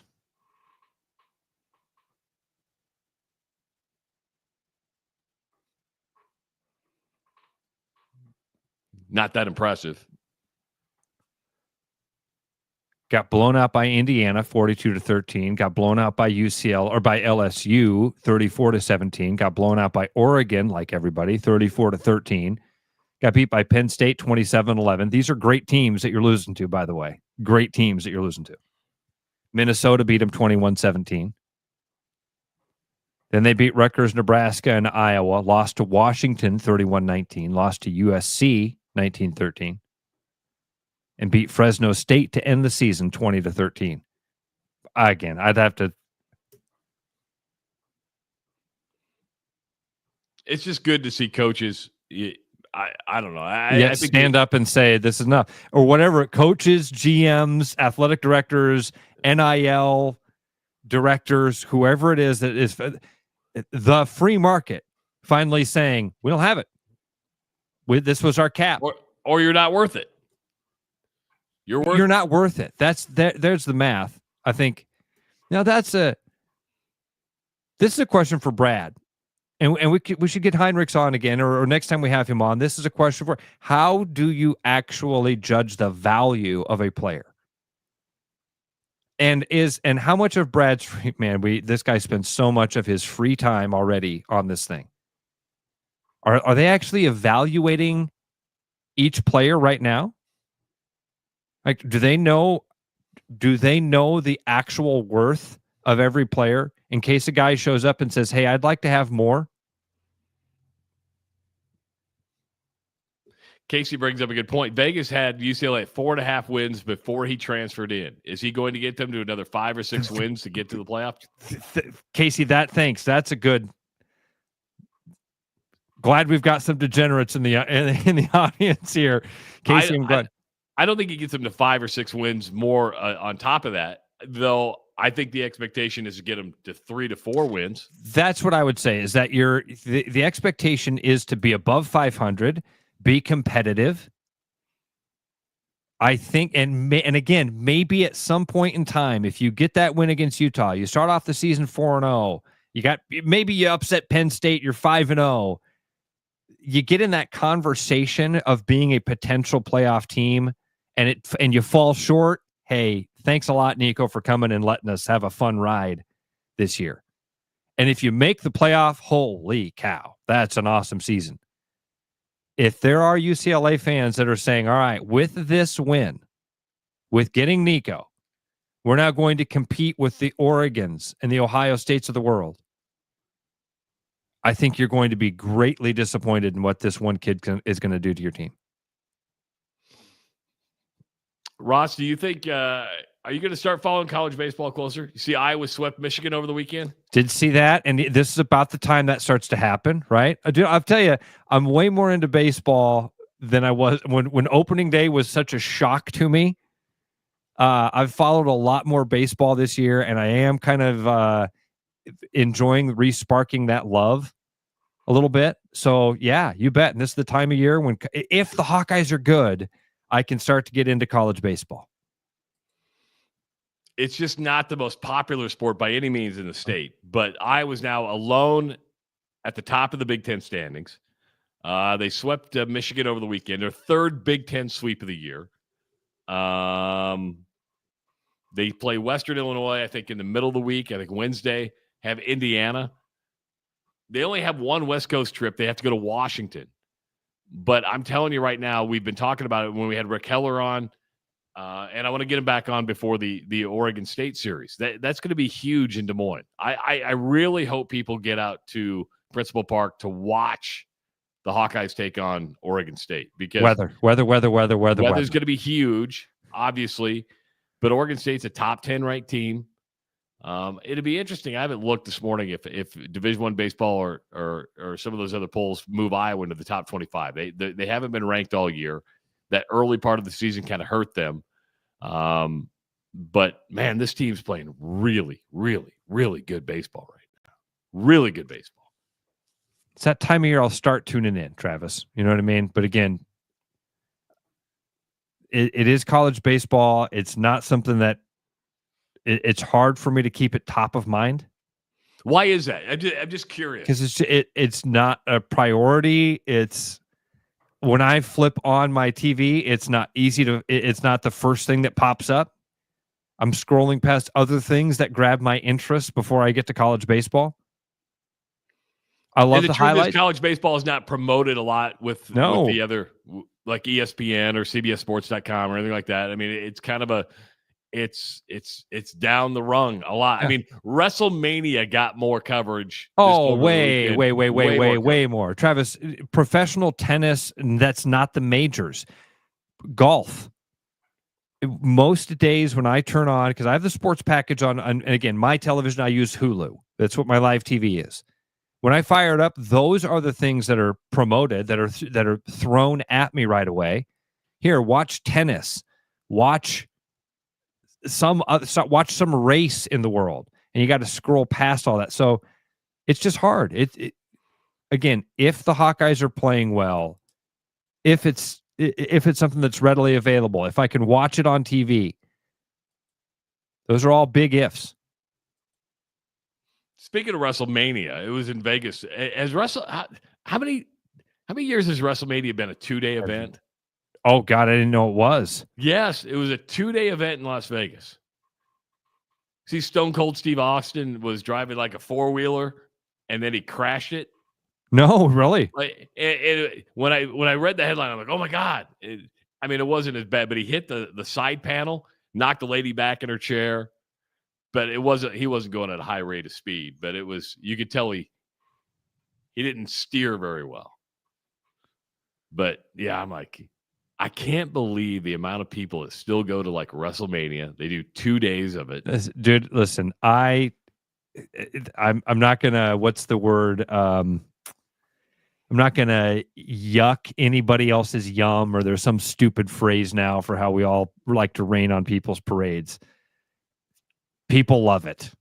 People love it. And there are people that are like, yeah, the inbreds and the idiots. No, I actually know some really, really smart people and fun people, and it's entertainment. It's pure entertainment. I told that's you, what it is. It's entertainment. I went to that Absolute Wrestling thing when it was in town a couple weeks ago and loved it. Loved it. It was, whenever you can see people that are doing things they're passionate about, and it's like, oh, these guys are living a dream. They're living a dream. This is so cool. This is neat. People love WrestleMania. It's not for me. It fell off for me a long time ago. I'm actually disappointed now when I see like stuff about Hulk Hogan and realize what a horrible human he seems to be. It is awful. I'll tell you the one guy, I do see clips of The Undertaker. Do you know that name at all, Travis? He was a big wrestler. That dude seems like a pretty cool guy. Yes. He tells some really great stories in podcasts and stuff like that. We forget that they're actually human. They're not the characters they are. The ones that I've got the chance to meet, they're awesome. For the most part. There were a few of them that were douchebags. You know who, I'll tell you one that I was really disappointed in. I wonder if Williams would say the same thing. I want to be careful here because we got to meet him a couple times. Seth Rollins, he's actually from Davenport. Yeah. And he was like a heavyweight champion. Right? He was a big deal for a while. We got to meet him once, and it was like, this guy really thinks he's something. Was he in character the whole time? Or I think, and looking back on it, because the next time we met him, it was a totally different experience. He seemed like a really wonderful guy. And I think Chris and I both looked back on it like, well, it was a weird time of day. He had, the first time he had this gimmick where he had to carry around this stupid briefcase. That's what it was. And at one point we were like, dude, you have to carry this briefcase around. He was like, yeah.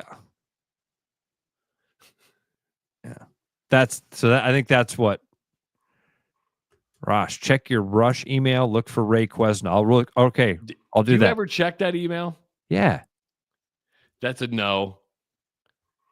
Here I pay $35 a year for you to have an email account, and you don't even check. I was trying to get you to check your Rush email. Left you a message. Might want to check that out. Ray Quesnall. Got you, Ray.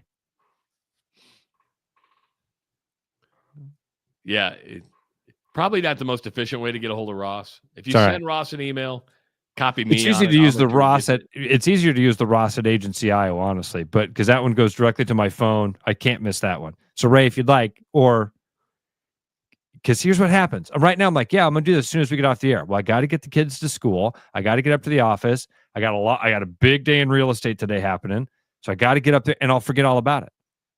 And tomorrow morning at 4 a.m., I'll be like, oh, got to check my rush email. Okay, when I get out of the shower, I'll check my rush email. He chases squirrels, is what he's saying. And don't feel bad. He doesn't do it on purpose. Like I talked to him like Friday night. Hey, I need these questions for realtors. Oh, that's right. Yeah, you do.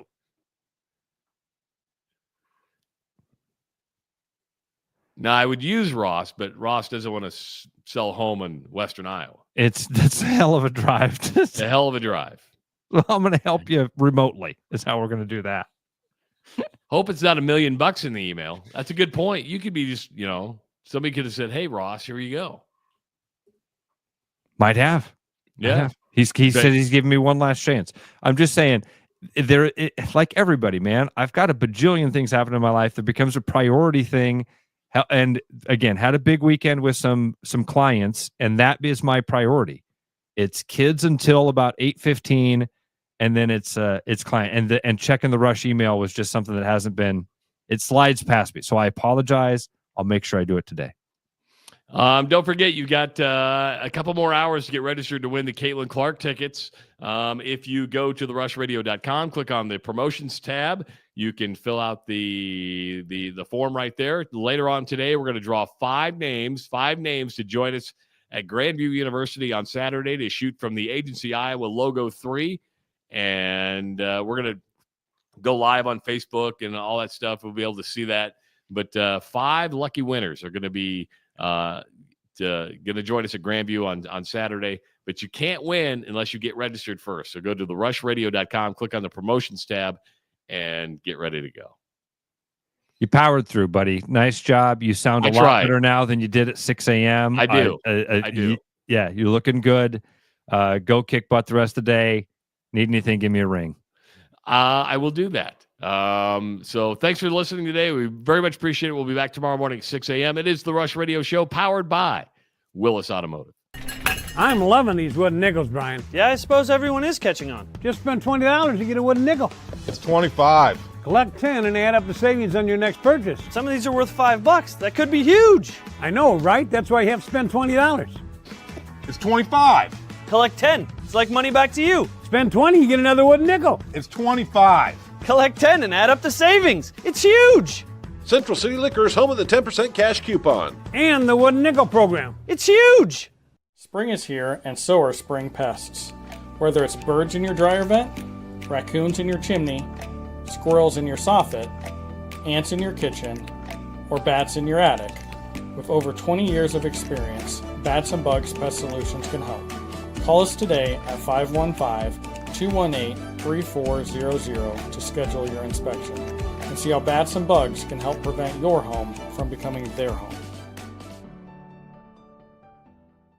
You've dreamed about an absolutely organized garage or closet? See it for yourself at Absolute Garage & Closet's beautiful showroom in Urbandale. See the latest in garage storage, custom closet systems, and epoxy flooring applications up close, and imagine how good it will feel to have your garage, closets, or other spaces absolutely organized. Free consultations, friendly service, and quick project turnarounds, Absolute Garage & Closets is ready to bring peace of mind into your home. Visit Absolute Garage & Closets at 3169 99th Street in Urbandale or at absolutegarage.net. Hi, I'm John Linares, sales manager here at Willis Lexus, and this month, with spring here, it has also brought some great deals. We have $1,500 of lease cash on RX, $2,750 on NX, and $3,000 on ES. And if you're not looking to lease this time around, we have low APRs available like 3.99 for 48 months and 4.49 for up to 60 months on select models. I invite you to stop in and visit with your favorite sales consultant or visit us online at willislexus.com.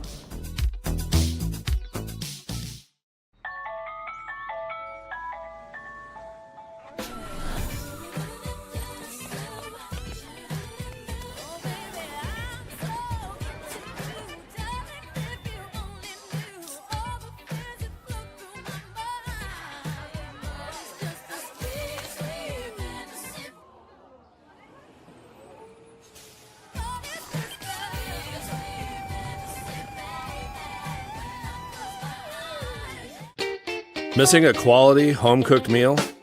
You know, the kind Mom used to make? Lucky for you, we found her recipe book. Welcome to the High Life. Welcome to the Champagne of Bars. Looking for the perfect golf escape? Experience links-style golf right here in Ames at Coldwater Golf Links. With rolling fairways, large greens, and unique routing, it's golf the way it's meant to be played. Whether you're a seasoned pro or just starting out, you'll love our course's welcoming atmosphere and friendly staff. Grab your clubs, book a tee time, and make every round unforgettable. Coldwater Golf Links, where great golf leads to great memories. Visit coldwatergolf.com to book your round today.